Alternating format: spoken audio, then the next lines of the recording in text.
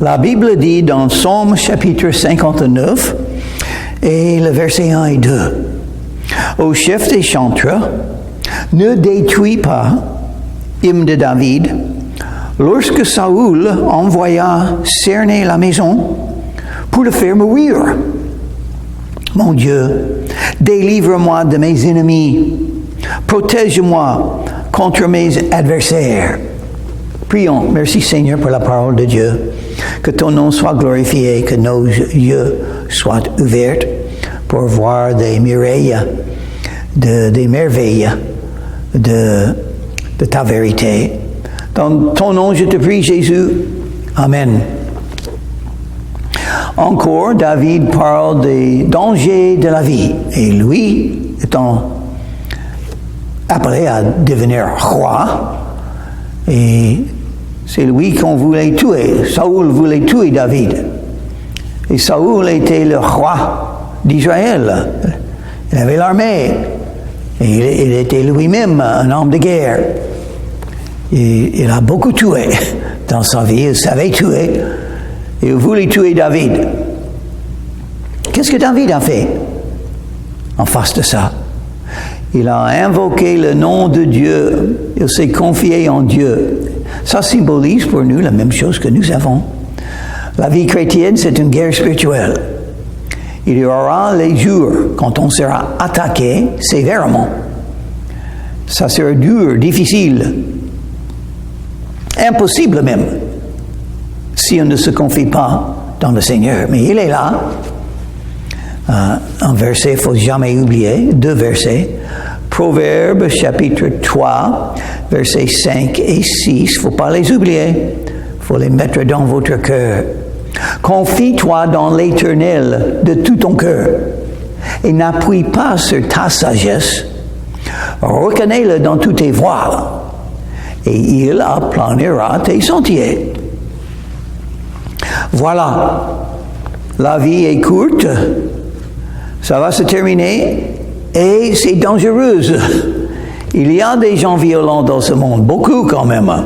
Il y a des terroristes, il y a ceux qui font les meurtres, il y a les voleurs, il y a ceux qui vont vous chasser dans un sens, vous mépriser. Ils ont de la haine pour les croyants, quelques-uns. Qu'est-ce qu'il faut faire en face de ça? Parce que nous avons les commandements de Jésus. Il faut aimer tout le monde, même nos ennemis. Donc, qu'est-ce que nous pouvons faire quand nous sommes attaqués comme ça? On peut se confier dans le Seigneur. Jésus est tout puissant. Il est toujours avec nous. Il est miséricordieux. Il nous aime avec son amour éternel. Et il va nous protéger. Cette prière de David, protège-moi contre mes adversaires. Ça déjà, Dieu a déjà donné sa réponse, il a déjà exaucé.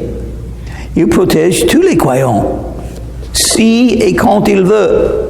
Quelques-uns de nous sont appelés à être persécutés. C'est l'appel. Quelques-uns vont souffrir plus que les autres, selon la volonté de Dieu. Je ne sais pas pourquoi. Dieu sait, mais moi je ne sais pas, mais je sais que ça arrive. Pourquoi je suis là aujourd'hui? J'ai maintenant 76 ans. Pourquoi je suis protégé? Un homme violent ne m'a pas encore tué. Et je suis là parce que c'était la volonté de Dieu. Dieu m'a donné aujourd'hui cette journée. Demain, je ne sais pas. Mais aujourd'hui, je suis là. Ça veut dire Dieu me donne la vie. Parce que il a quelque chose pour moi à faire pour lui. Dans son dessein, je suis toujours vivant, mais ça arrive parce que j'ai 76 ans, alors ça ne va pas continuer toujours sur la terre. Et heureusement, j'ai la vie éternelle. Et qu'est-ce que c'est l'amour pour moi quand même? L'amour maintenant, parce que je connais Jésus comme mon sauveur, l'amour pour moi, c'est simplement partir de la terre et arriver dans le paradis. Donc je n'ai rien à craindre. J'ai la vie éternelle et Dieu me protège. chaque jour qu'il veut que je sois là. Et mes ennemis n'ont pas de puissance.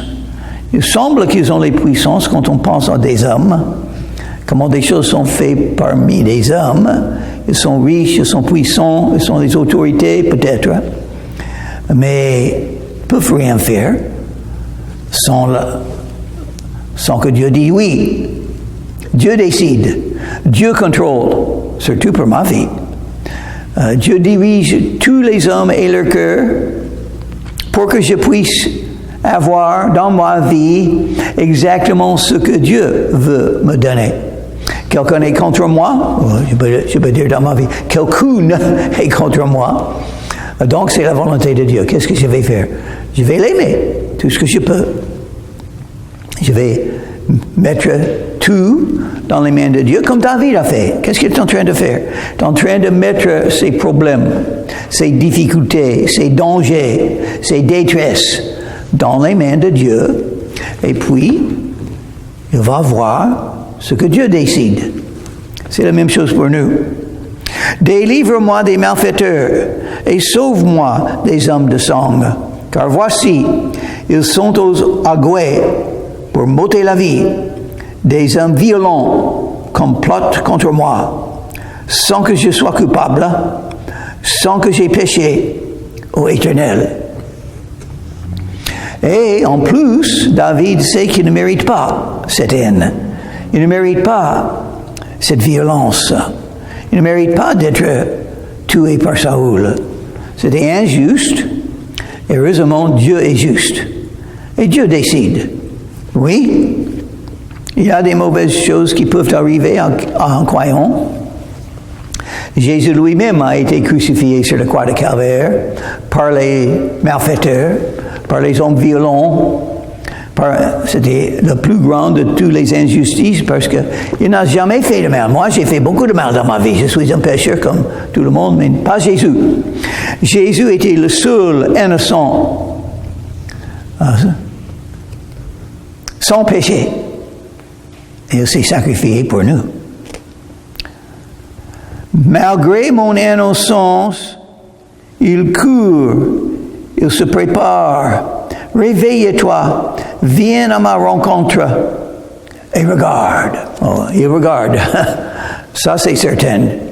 Dieu voit tout, il sait tout, il connaît tout. Et il a un dessein. Et peut-être, dans un sens, ce que David a écrit symbolisait un petit peu ce qui est arrivé à Jésus. Jésus était innocent. Jésus a été attaqué par les hommes méchants pour le tuer. Et ils ont réussi. Ils ont tué Jésus sur la croix de Calvaire. Mais Dieu a utilisé ça pour nous racheter, pour nous sauver, pour pouvoir nous pardonner. Jésus a payé le prix aux mains des malfaiteurs. Toi, Éternel, Dieu des armées, Dieu d'Israël, lève-toi pour châtier toutes les nations. N'aie pitié d'aucun de ces méchants infidèles. Ah, oui, il a dit, Dieu est éternel et il habite éternellement. Dieu ne va pas mourir et je suis lié avec lui parfois en Jésus-Christ. Qu'est-ce que ça veut dire? Moi aussi, j'ai la vie éternelle.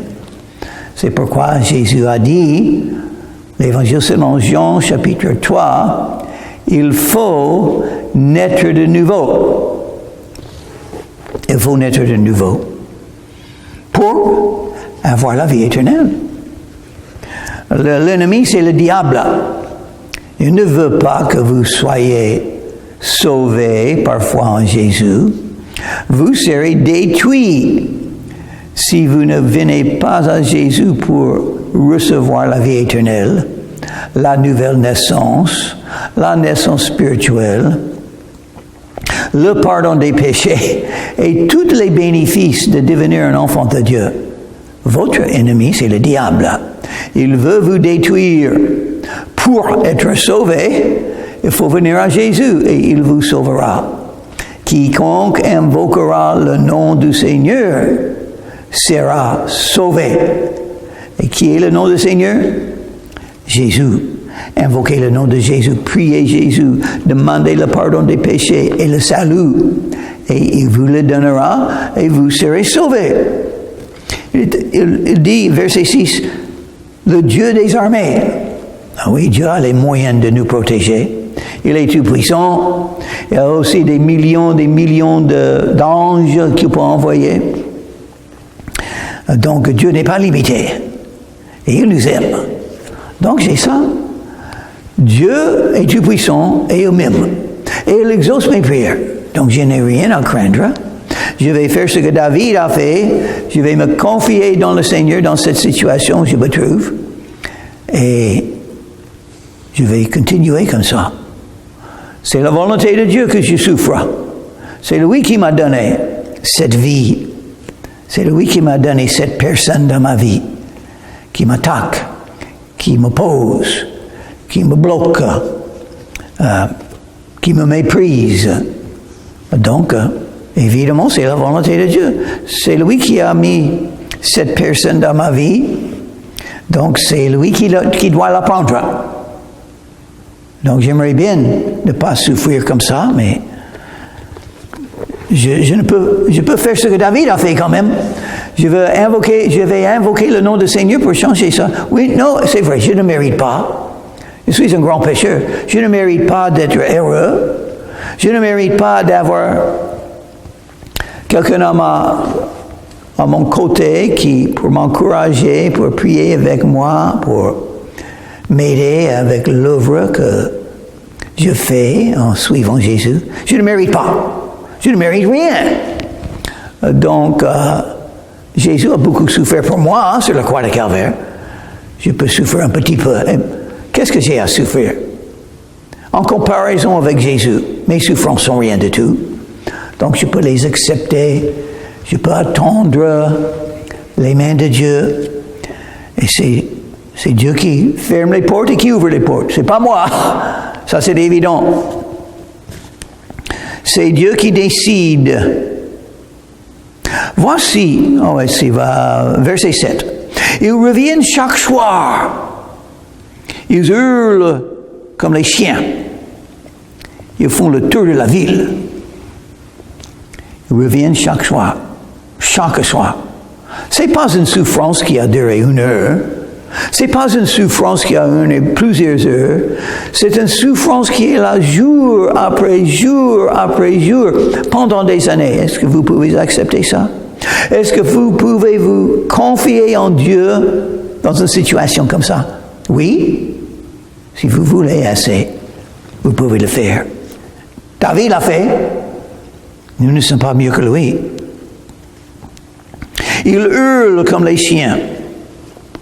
Ils font le tour de la ville. Ils hurlent comme les chiens, c'est-à-dire ce qui sort de leur bouche. Les menaces, les condamnations, les accusations, les jugements, les mots négatifs. Jour après jour après jour, pendant des années.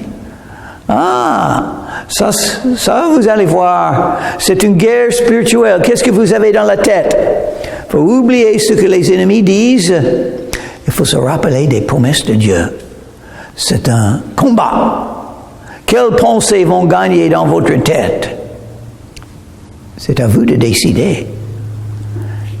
Dieu vous a donné les promesses de la parole de Dieu. Il vous a donné le moyen de survivre, de vaincre. Quand vous êtes attaqué comme ça, vous avez la casque du salut, n'est-ce pas? La casque sur la tête. Et ça protège. Le salut va vous protéger. Vous êtes sauvés. Qu'est-ce qui peut vous arriver? La mort. Donc vous serez tout de suite dans le paradis. Vous êtes sauvés, donc vous savez que Dieu vous aime, qu'il a un dessein pour votre vie. Toutes les promesses de la Bible pour les croyants sont à vous aussi. Donc vous avez la casque. C'est dans votre tête, les promesses de Dieu. Ce que la Bible dit, ce que Jésus vous dit, Jésus qui vous aime, Jésus qui est mort pour vous, Jésus qui est là avec vous, pour vous protéger, pour vous guider, pour faire sa volonté pour votre vie. Et voilà, ils font le tour de la ville. Ils font le tour de la ville.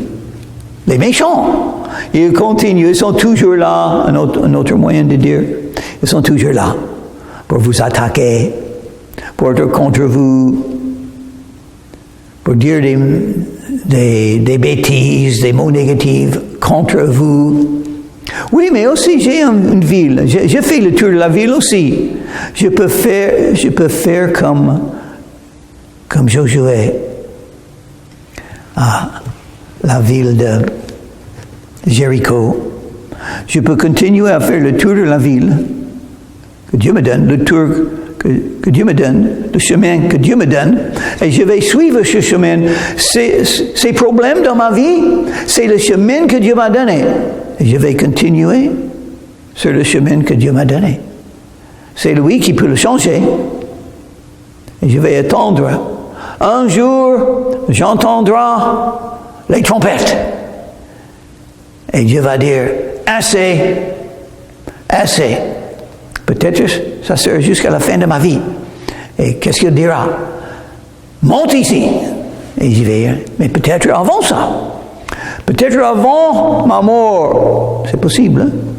Dieu dira, assez. Vous avez souffert assez. Je vais arrêter ça parce que j'ai un dessein pour votre vie. J'ai quelque chose pour vous à faire. Je vais arranger toutes choses pour vous dans votre vie. Je vais arranger toutes choses. Et il peut le faire, n'est-ce pas? Et j'attends sa volonté.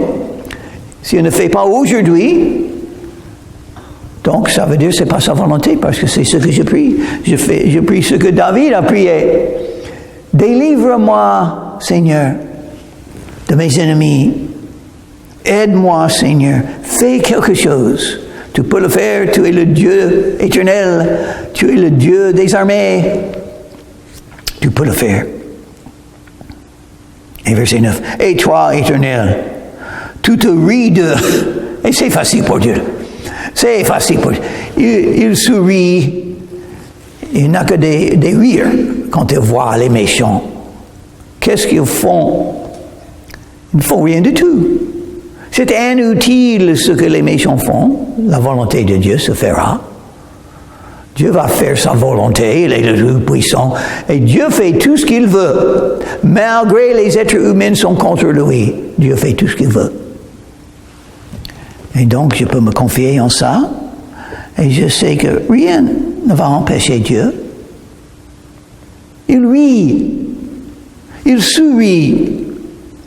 C'est une blague. Rien ne va empêcher Dieu de faire sa volonté. Et moi, je me confie en lui et je demande sa volonté dans ma vie. Tu te moques de toutes les nations. Ce n'est pas seulement mes ennemis qui sont contre moi. C'est tout dans le monde. Tu es plus grand que tout. Les chefs des pays, les armées, des êtres humains. Même quand l'Antéchrist sera là, il ne durera pas longtemps. Jésus va le détruire aussi.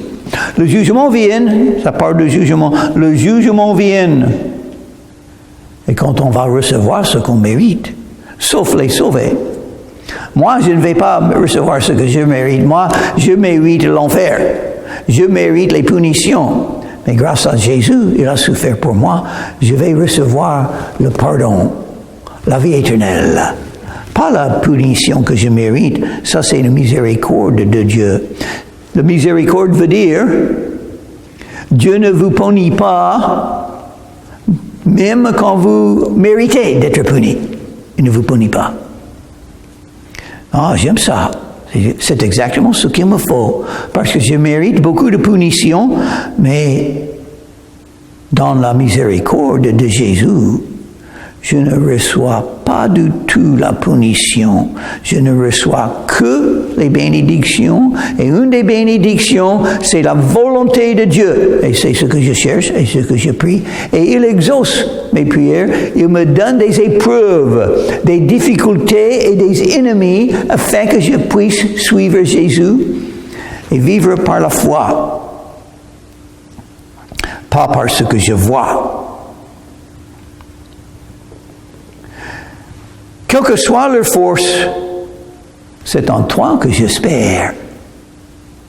Si vous voyez, si vous regardez les êtres humains, vous allez dire, ils ont beaucoup de force. Ils sont plus grands que moi. Leurs muscles sont plus grands que les miennes.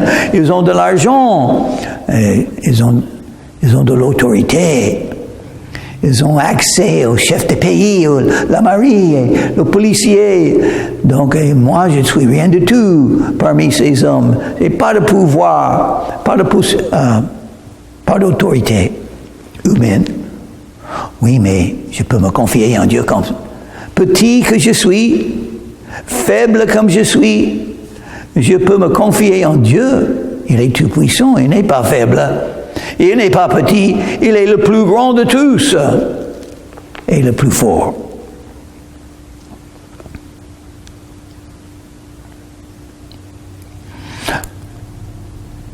Car Dieu est ma haute retraite.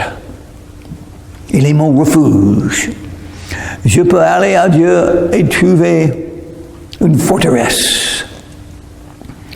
Je peux être en paix, en sécurité, dans la présence de Dieu. Je suis invité à être là avec lui, avec le Tout-Puissant. Il est à mes côtés. Il est devant moi et derrière moi et en moi. Et il m'invite à invoquer son nom. Et je vais le faire. Verset 11. Mon Dieu vient au-devant de moi dans sa bonté. C'est-à-dire, il demande la présence de Dieu. Nous l'avons déjà. Jésus a dit, je suis avec vous tous les jours jusqu'à la fin du monde. Voilà. Dieu me fait contempler avec joie ce qui me persécute. Voilà, c'est dans la tête. La guerre, le combat, dans la tête. Et si vous avez la foi, comme David, vous pouvez contempler avec joie tous vos adversaires. Parce que Dieu contrôle tout. Ils ne peuvent pas combattre le bon Dieu et gagner, ils vont perdre. Et Dieu va les utiliser pour accomplir dans ma vie la volonté de Dieu, comme il a fait pour Jésus. Dieu sait changer le mal dans le bien, et il va le faire avec eux. Regardez les ennemis en moi. Ils ont la haine, ils ont leur force, ils ont fait les décisions de m'attaquer. Mais je peux les contempler avec joie. Ce sont les gens que Dieu va utiliser pour faire arriver dans ma vie exactement ce que Dieu fait. Et peut-être, j'aurai la bénédiction de souffrir pour le Christ. Peut-être il me donnera cette occasion. Quel privilège d'être appelé à souffrir pour le Christ. Moi qui ne suis rien, et moi qui a beaucoup péché, Jésus est mort pour moi. Pourquoi pas mourir pour lui? Oh, ça serait bien. Et le Seigneur va les bloquer comme mes ennemis. Il va les bloquer si et quand il veut et comment il veut. Et je vais voir des miracles là. Je vais voir des prodiges. Je vais voir la main de Dieu en train d'agir dans leur vie. Selon la volonté de Dieu. Dieu les aime quand même. Il veut les sauver. Ça, c'est l'objectif de Dieu dans leur vie, dans leur cœur. Mes ennemis, il veut les sauver. Jésus est mort pour eux aussi. Il ne veut pas les punir trop. Il veut les sauver. Il ne veut pas les juger maintenant. Quand Jésus revient, il doit juger le monde. Il ne veut pas le faire. Vous pouvez lire 2 Pierre. Alors, une raison que Jésus n'est pas encore revenu, quand il revient, il sera obligé de tout juger. Il ne veut pas juger. Pourquoi les gens ne sont pas jugés maintenant, dès qu'ils pêchent, dès qu'ils font la méchanceté? Pourquoi Dieu ne les frappe pas à ce moment? Parce qu'il veut les sauver.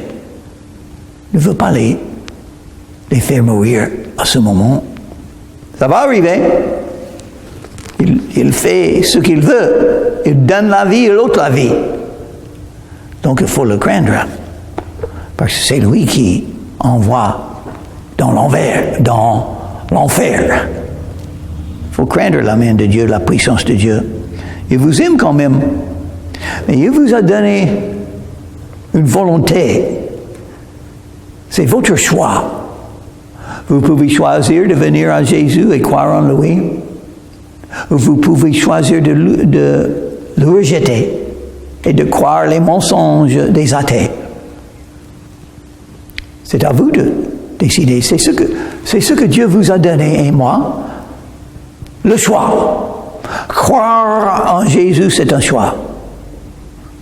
C'est bizarre qu'il n'y a pas plus de gens qui croient en Jésus parce que qu'est-ce qu'on a à perdre si on croit en Jésus? L'amitié des méchants, oui, on peut perdre ça. Un avenir dans l'enfer, on va perdre ça. Pourquoi faire le risque? Vous voulez risquer d'aller en enfer, vous allez rejeter Jésus. Ça ne marchera pas si vous rejetez Jésus. Mais le choix, c'est à vous. Si vous allez à l'enfer, ça serait vous qui aura décidé d'y aller.